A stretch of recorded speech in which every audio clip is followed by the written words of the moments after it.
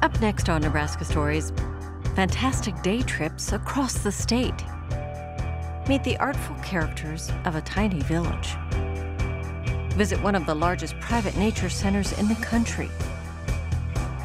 Hit the trail on horseback in the Wildcat Hills. See the stunning sculpture of Chief Standing Bear. Hike one of America's top 10 trails. And travel back in time to a turn-of-the-century town.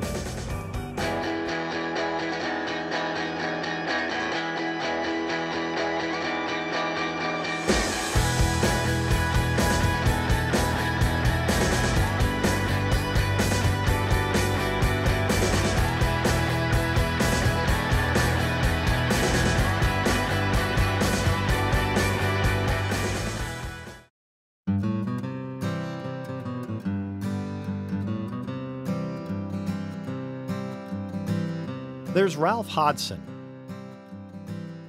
little Audrey, Ralph and Hank, the friendly villagers of Taylor. Old-fashioned, kind of stoic folks, a little stiff, wooden, actually. I want as many wooden people as there are actual people in Taylor, which is only 182. I can do it.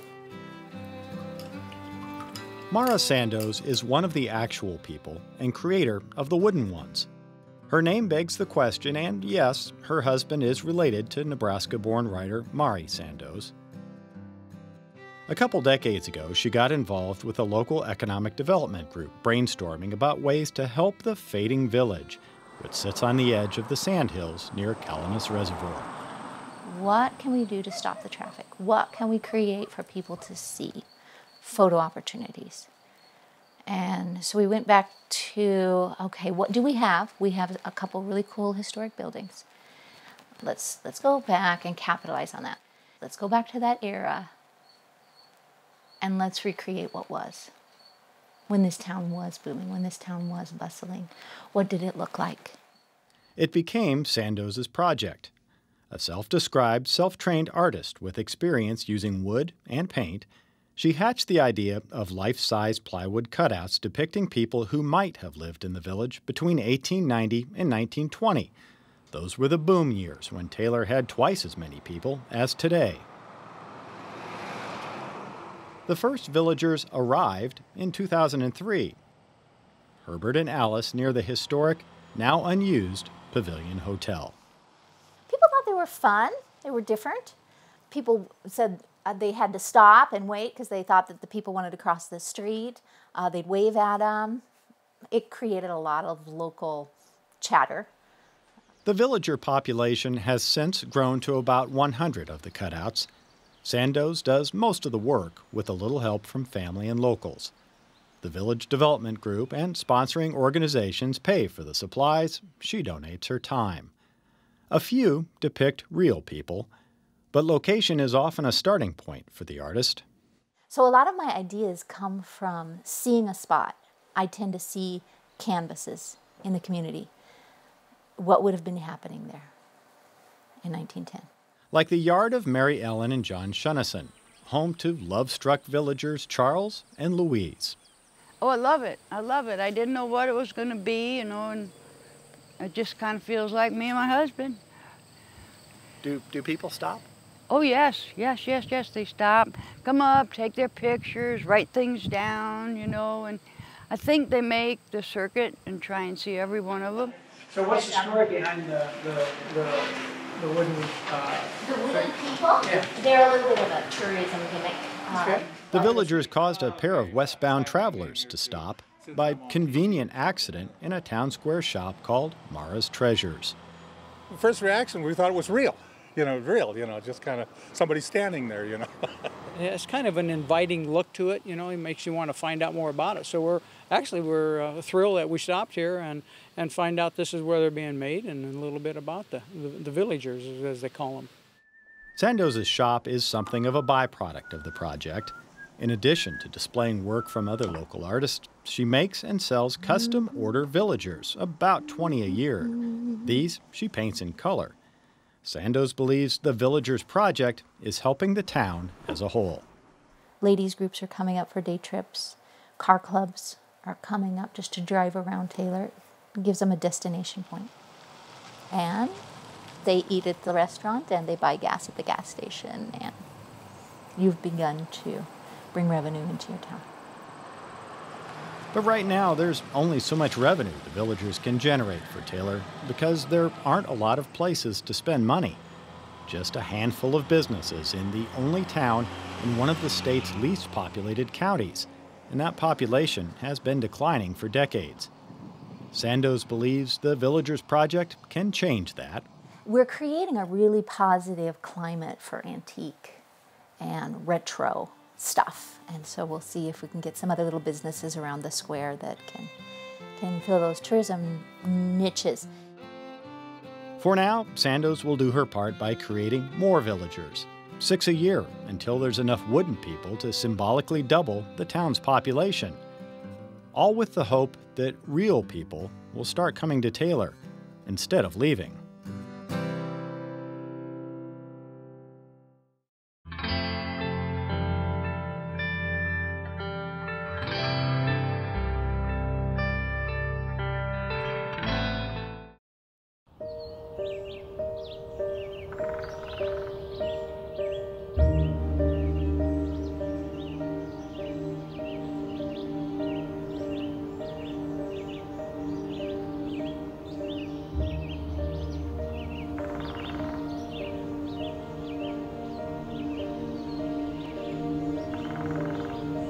A special place to me is something that renews you in some way spiritually. There's something spiritual about this place. I came here, it was late afternoon or early evening in the early 1960s. I walked into this simply remarkable place, a forest. The sun was going down. There were long shadows. It was quiet.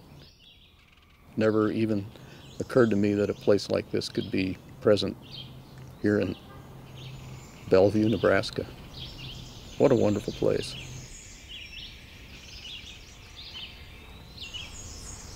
Do you know what this is? Education is a significant part of Fontenelle Forest. That makes me feel really good about this place. It's not really a screech, it's more like a little. Can you do that? There's nothing really more exciting than having a child come up to you when you're walking down the path with a beetle, looking at you saying, "Look at this, what is this?"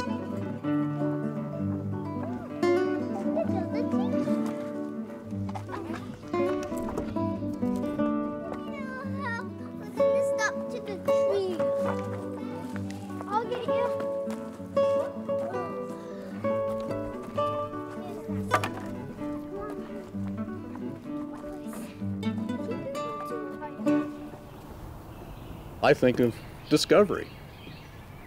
That's how one needs to approach a place like this, sort of with an open mind and with the idea that, well, I'm going to take whatever comes my way this day. Nature's in control here. We accept each and every organism, whatever it is, on its own terms.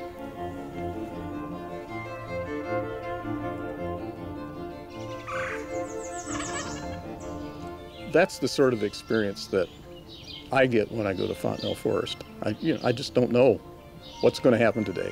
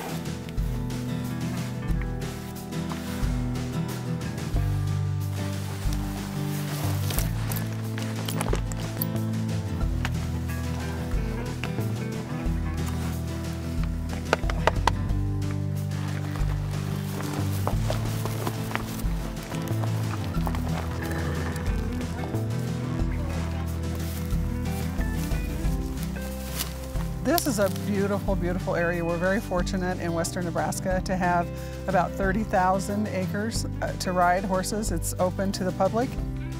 It's so relaxing and so beautiful. I've been coming out here for at least 25, 26 years. Yeah, you gotta bite out that bush. With all the development that's going on, if you didn't have places like this, we wouldn't have anywhere where we could go and enjoy and relax. Every time we ride, we go to a different place. There's trails for all levels of riders. We've got some younger riders with us, or maybe older riders. My mother, who is 74 years old, rides with me all the time. Sometimes we'll take it a little easy or just ride on really nice flat ground, and then other times we say, okay, we feel a little adventurous today, and we go up some pretty steep hills and down some steep hills. You really have to put a lot of faith in your horse. I feel safer with you in front of me. The connection with the horses is unbelievable. I mean, once you connect with an animal, it's something else.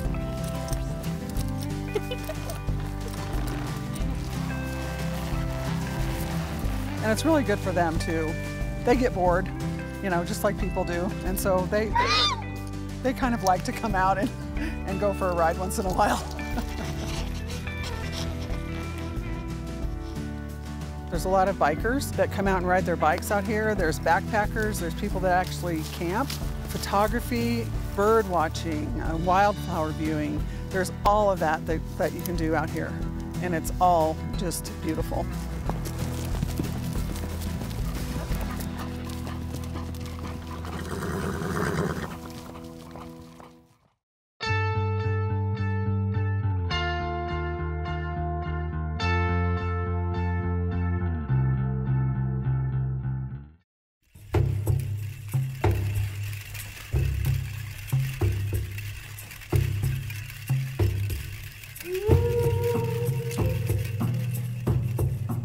Alice Erickson is a descendant of a famous Ponca Indian chief.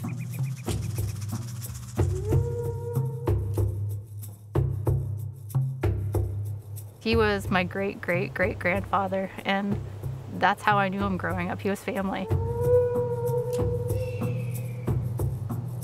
It wasn't until that I got older, you know, high school, college, that I really started kind of digging into it, finding out what I could about him.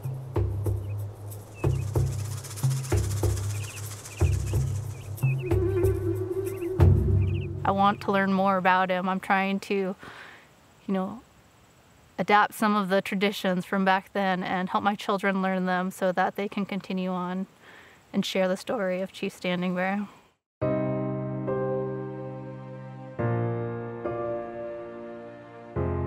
In 1879, Standing Bear went to court to prove he was a person under the law, and in the process redefined what it means to be an American.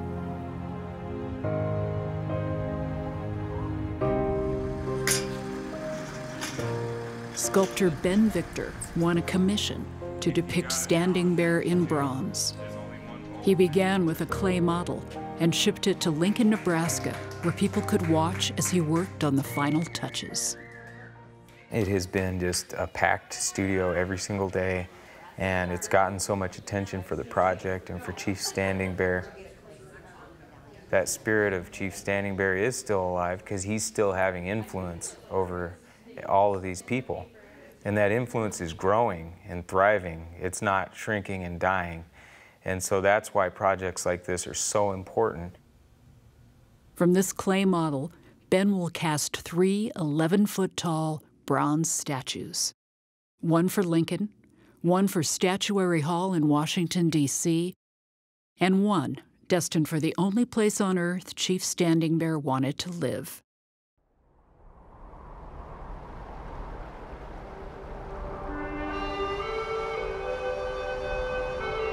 This is the Ponca homeland in northeast Nebraska. Here, the Niobrara River flows into the Missouri, passing white chalk cliffs sacred to the tribe. Looking out over the Standing Bear Bridge, Alice sees her family history. Times have changed and we have to change with it. When my grandma was growing up, she had gone to boarding school. She knew the Ponca language.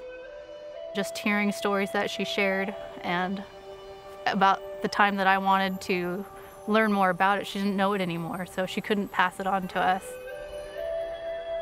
Our tribe undergone a lot. Having to be, forcefully removed from your homeland, leave everything behind, it's saddening. Ben Victor's bronze statue depicts Standing Bear fighting for his freedom. Exiled to present-day Oklahoma, he has walked 500 miles in the dead of winter and almost made it home. Now, in a courtroom in Omaha, he reaches out to the judge. When you're creating this, that people can relate this to the idea of the equality of all humanity under the law. But I had no idea the depth of his leadership and the depth of who he was, his character as a human being.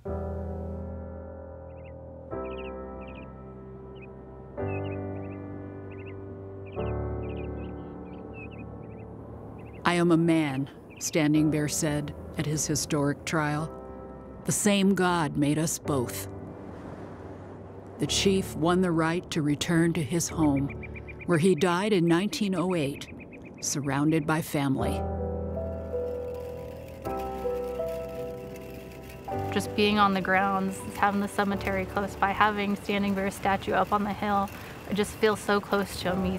He's here in spirit.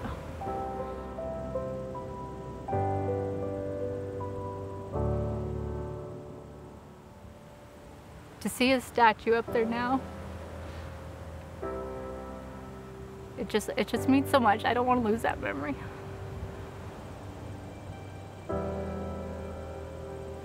He's up on that hill and he's overlooking our land. And he's with us always.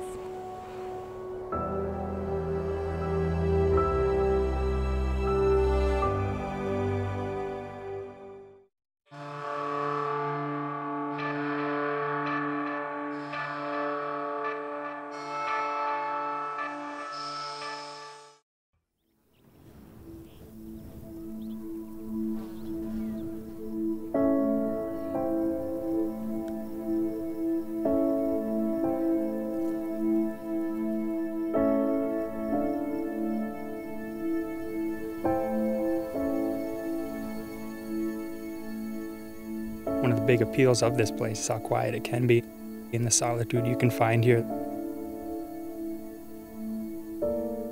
Amazed at the time frame to build up the formations and then the slow erosion that uncovers what was done. Toadstool is always changing. It is always evolving. There are layers of sandstone. Between those layers of sandstone, there are layers of clay. Clay's pretty soft. So we get these actual toadstool formations because that clay gets eroded away beneath that sandstone. So you get this huge piece of rock standing on top of this little pillar. It looks a little bit like a toadstool. We saw a picture that was taken up here in the hillside and it looked so unusual, we said we just have to see it. Are you ready to see some more? Yeah. Okay. So we altered our plans so we could take this in. There's our next post to follow too.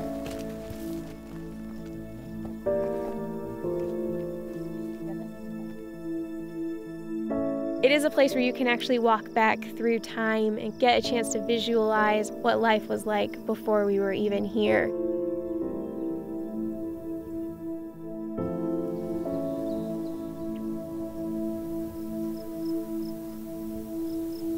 It's pretty cool. You can get to see tracks from critters that were running around here 30 million years ago.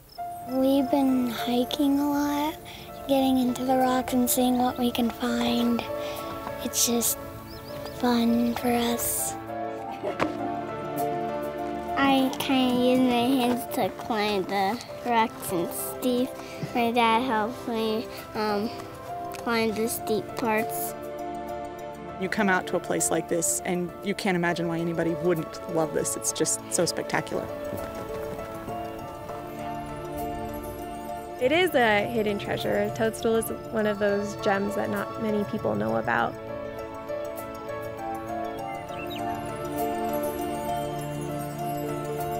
It's off the beaten path. It's lots bigger than I thought it would be. There's a lot more formations. It's nice to just not think about anything and just enjoy what you're doing, walking around, taking pictures, and not really worry about anything else. That's kind of why I like coming to places like this.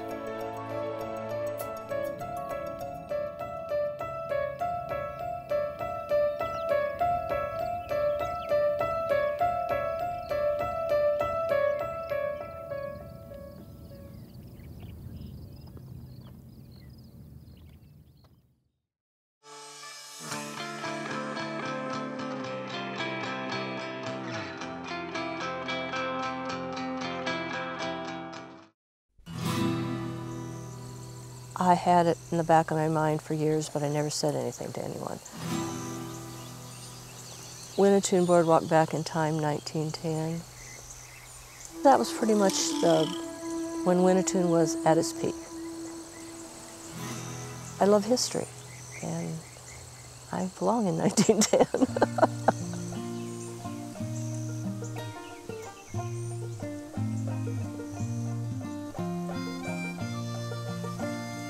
I loved outhouses, and I wanted to develop that. The one that's X-rated was original with this spot. The trading post, some people we'd done some refinishing for said, "We've got a building, we're going to torch it." And I said, "Oh, no, you're not. I know what that building is." So they gave it to me. The depot was the last building we moved in. Creighton was getting rid of their depot, and we inquired if we could have a piece of it to put up here. So we took the front of the office area. 95, I think it got on the National Register. It belongs to the town, but I got their permission to fill out the papers and take care of it. And then that was a real plus. Again, it's a nice little building, and it's part of Winnetoon's history. And mainly it would just be hobos or bums that were in there, once in a while a drunk. I doubt they even had 10 prisoners over the whole time.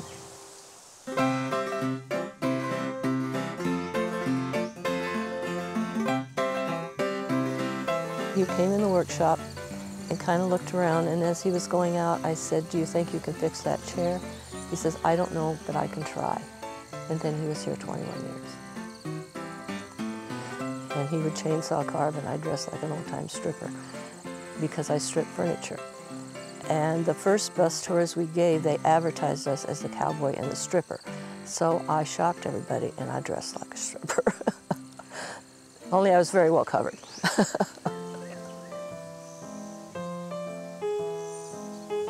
Some just happened upon it. They can't believe they found something out in the middle of nowhere. Years ago, a guy came through. He was a photographer from New York, and he was just looking for something to take pictures of. He came through here, and he says, "Whoa!" He spent the whole day, and he's been back twice since.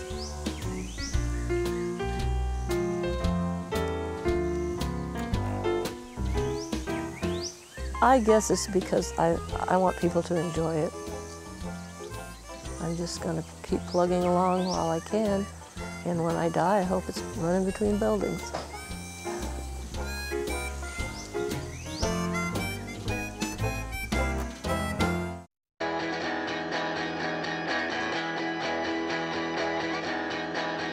Watch more Nebraska Stories on our website, Facebook, and YouTube.